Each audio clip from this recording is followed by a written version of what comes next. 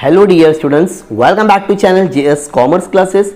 ये वीडियो में हम लोग chapter number 3 process costing TY BCom 6 semester में ये बहुत इंपॉर्टेंट चैप्टर है और जो कैरी करता है 20 मार्क्स का एग्जाम में क्वेश्चन आने का। ठीक है, इसके बाद में हम लोग ने लेक्चर नंबर 2, 3 भी अपलोड किए, आप लोग जरूर देखना। ये हम लोग का क्या है, बेसिक है, जहां पर हम लोग प्रोसेस कॉस्टिंग का सिर्फ और सिर्फ फॉर्मेट देखेंगे और इसके बेसिस पे आपको कैसे टाइप के क्वेश्चन पूछने वाले वो क्या करने वाले, कवर करने वाले।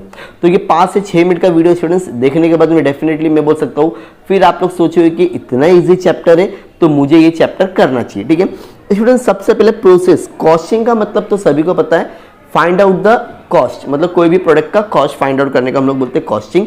प्रोसेस देखो, कोई भी अगर हम लोग एक प्रोडक्ट बनाते हैं ना स्टूडेंट्स, तो वो प्रोसेस से क्या होता है, ट्रांसफर होता है हर एक प्रोडक्ट स्टूडेंट। जैसे कि अगर मैं बात करूं, यहाँ पे 3 चीज दी हुई है, देखो स्टूडेंट्स एकदम समझने वाली बात है। प्रोसेस अलग होता है, प्रोसेस कॉस्टिंग अलग होता है और प्रोसेस कॉस्ट अलग है। ठीक है, process means distinct manufacturing operating और स्टेज। मतलब फॉर एग्जांपल अगर मैं बात करूं, अगर मेरी एक लॉन्ग बुक है, ठीक है, लॉन्ग बुक एक ही प्रोसेस में तो नहीं बनी रहेगी, पहले पेपर कट हुए रहेंगे, पेपर में फिर साइज हुई रहेगी, फिर ऐसा बॉर्डरिंग हुई, लाइक दैट अलग अलग प्रोसेस होते हैं। In the process industries are raw material goes through the numbers of process sequence before the, मतलब कोई भी फिनिश प्रोडक्ट होने से पहले उसको कई जगह से क्या होना पड़ता है, बनना पड़ता है। For example oil involves the following dishing. जैसे कि सबसे पहले अगर ऑयल की हम लोग बात करें, पहला वो कोपरा क्रशिंग, तो वो जो भी जैसे कि फॉर एग्जाम्पल खोपरे का तेल हो गया एग्जाम, और बहुत सारे तेल है, तो फिर रिफाइनिंग होता है, उसके बाद में उसको फिनिशिंग किया जाता है। तो ये 3 प्रोसेस हो गया इसका। ठीक है, अब process costing is a method costing used to find out the cost product, मतलब हर एक प्रोसेस में कितना उसका खर्चा हुआ रहेगा वो हम लोग क्या करते हैं, फाइंड आउट करते हैं। प्रोसेस कॉस्ट का मतलब होता है when the production process is such that goods are produce from a sequence continuous और रिपीटेटिव ऑपरेशन। ये क्या होने वाला है स्टूडेंट्स, बार बार अगेन एंड अगेन होने वाला है। ठीक है, उसके बाद में the cost incurred during the period in consider the process cost. The process cost per unit is drive by the dividing. For example अगर मैं बात करूं, अगर मैंने ऐसे 1000 पेन बनाया स्टूडेंट्स, ठीक है, कितनी 1000, और फॉर एग्जांपल अगर मैंने ये 1000 पेन बनाया जिसका कॉस्ट जा रहा है मुझे 20,000, तो मैं अगर डिवाइड करता हूँ स्टूडेंट्स, तो 20,000 क्वांटिटी थी, मतलब अमाउंट गया, और क्वांटिटी कितनी मेरी 1000, तो मैं बोल सकता हूँ भाई एक पेन का कॉस्ट कितना गया मेरे लिए, 20 रुपीज गया स्टूडेंट्स, कितना गया 20। तो ये सारी चीजें हम लोग किसमें फाइंड आउट करते हैं, प्रोसेस कॉस्ट में। ठीक है, एकदम बेसिक्स है। अगर हम लोग इसकी बात करें एडवांटेजेस की, तो देखो सबसे पहला पीरियडिकल डिटर्मिनेशन पता चलता है भाई कॉस्ट का क्या है, सिंपल और चीप है, ये जरूरी भी है। मैनेजरल कंट्रोल, मतलब अपने बिजनेस को कंट्रोल करने के लिए होता है। स्टैंडर्ड प्रोसेस हर एक के लिए होता है। ठीक है, अब अगर हम बात करें इसके कुछ डिसएडवांटेज, इसमें हम लोग डिटेल में एनालाइज नहीं कर सकते। हिस्टोरिकल कॉस्ट जो पहले था अब आने वाले में जरूरी नहीं कि वही की चीज होने वाला है, जैसा हर चीज का प्राइस बढ़ रहा है, यहाँ पर हम लोग क्या कर सकते, खाली एक एस्टिमेट कर सकते हैं, लेकिन एक्चुअल में वैसा हो सकता नहीं है। अब यहाँ पर हम लोग बात करें प्रोसेस कॉस्टिंग एकदम शॉर्ट में, फिनिश प्रोडक्ट यहाँ पे होता है 2 और 2 से प्रोसेस होते हैं। प्रोडक्ट इज आइडेंटिकल, एकदम सेम होगा, तीनों प्रोसेस में सेम होगा। The cost incurred in each process transfer, तो जितने भी कॉस्ट होंगे वो ट्रांसफर होते हैं नेक्स्ट प्रोसेस से। The cost per unit is obtained from the end of the each section, मतलब जब भी तुम्हारा एक प्रोसेस खत्म होगा वही चीज हम लोग क्या करते हैं, ट्रांसफर करते हैं। कॉस्ट ऑफ लॉस और स्पॉइल यूनिट इज एडेड, जैसा जो भी नुकसान होगा उसमें हम लोग को क्या करना है, ऐड करना रहेगा। They are maybe joint product और द बाय प्रोडक्ट, अलग अलग प्रोडक्ट भी हो सकते हैं। अब तुम लोग अगर ध्यान रखते हैं स्टूडेंट्स, अकाउंटिंग अगर मैं बात करूं कि तुम्हारा फॉर्मेट कैसे रहता है कोई भी प्रोसेस का, अब कितना भी प्रोसेस आपको बनाने बोले, प्रोसेस 1, प्रोसेस 2, प्रोसेस 3, लेकिन 99% अगर मैं बात करूं स्टूडेंट्स, आप लोग को सिर्फ और सिर्फ 3 प्रोसेस बोले। तो जैसे कि फॉर एग्जांपल मैंने बना लिया यहाँ पर प्रोसेस ए अकाउंट, सर आपने ए के लिखे, क्वेश्चन में अगर 1 रहेगा तो 1 लिखने का, प्रोसेस 1 ऐसा रहता है। प्रोसेस एक्स वाई जेड जैसा भी नाम रहेगा खाली नाम लिखना है। ठीक है, ये है तुम्हारा पर्टिकुलर स्टूडेंट्स, क्या बोला मैंने, यहां लिखोगे आप लोग यूनिट या क्वांटिटी, फिर रेट लिखना है स्टूडेंट्स, फिर यहां पे लिखोगे अमाउंट। ठीक है, ठीक इसी तरह से यहां पे भी पर्टिकुलर, यूनिट या क्वांटिटी दोनों में से एक ही लिखना है। उसके बाद में आप लोग लिखोगे रेट स्टूडेंट्स, क्या लिखोगे, रेट, और यहां पर भी अमाउंट और क्रेडिट और डेबिट। समझ में आ गया इतना पक्का।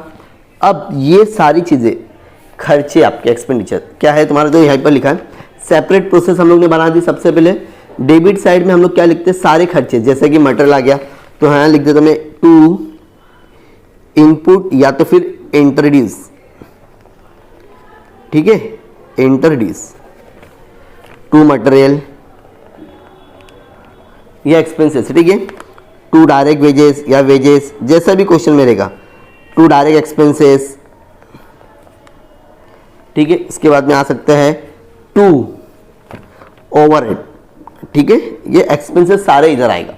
अच्छा, एक चीज और आता है यहाँ पर, टू अब नॉर्मल, अगर तुम लोग फाइंड करोगे तो अब नॉर्मल गेन आपको हमेशा यहीं पर ही मिलेगा, ये बैलेंसिंग फिगर, ठीक है, ये दिया नहीं रहेगा, ये आपको फाइंड आउट करना रहेगा, फिर से बोल रहा हूं। और यहां पर हमेशा by normal loss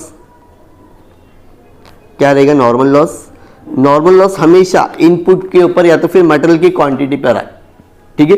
for example यहां पर दिया है 2000, ठीक है, तो बोलेगा नॉर्मल लॉस आपको 5%, तो इसका 5% आप लोग निकालोगे तो कितना मिलेगा स्टूडेंट्स, 100, कितना मिलेगा 100, तो that will your normal loss, ठीक है। अब कभी कभी क्वेश्चन में रहेगा बाय वेस्टेज, तो वो भी इधर ही आएगा, ठीक है।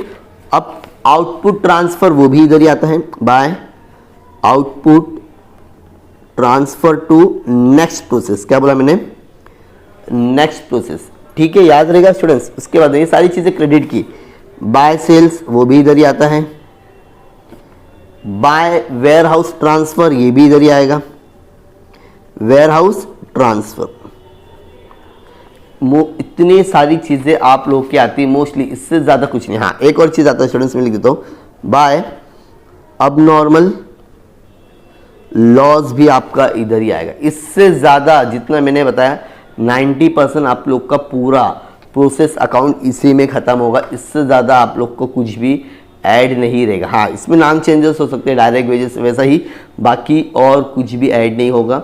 अगर आप लोग मेरे 2-3 वीडियो देखोगे स्टूडेंट्स, तो डेफिनेटली मैं बोलता हूँ कि आप लोग इजीली क्या कर सकते हो, इसके सम कर सकते हो, जैसे कि अभी आप लोग के सामने है, ठीक है। मटेरियल हो गया, उसके बाद में लेबर, हाँ लेबर भी ऐड कर देता हूँ, मैं भूल गया, डायरेक्ट टू लेबर बोलो या डायरेक्ट लेबर बोलो, बात एक ही पड़ेगी, ठीक है। एक्सपेंसेस मैंने बता दिया, डायरेक्ट एक्सपेंसेस।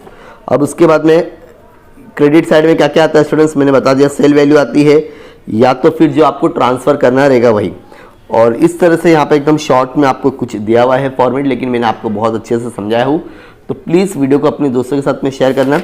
और ये सारे क्वेश्चंस मैंने स्टूडेंट्स जितने भी अगर बुक में देखे ना, तो ये क्वेश्चंस, ये वाला क्वेश्चन मैंने ऑलरेडी ना स्टूडेंट्स एक्सप्लेनेशन किया हो, तो अगर आप लोग देखोगे तो ये मेरी गारंटी कि आप लोग एग्जाम में सम कर सकते हो, बहुत इजी क्वेश्चंस होता है, ठीक है। ऐसे और भी वीडियोस के लिए प्लीज चैनल को जरूर सब्सक्राइब करना। और हमारा लेक्चर नंबर 1, 2, 3, 4 चारों वीडियो अगर आप लोग देखते हो तो डेफिनेटली मैं बोलता हूँ आप लोग प्रोसेस कॉस्टिंग के जितने भी टाइप्स। अच्छा, अब बहुत सारे स्टूडेंट्स बोलेंगे सर कौन से क्वेश्चंस आते हैं। पहला क्वेश्चन में तो आपको बोलेगा नॉर्मली नॉर्मल लॉस, अब नॉर्मल लॉस एंड अब नॉर्मल गेन फाइंड आउट करना पड़ता है, ठीक है, ये बेसिक सा सम है।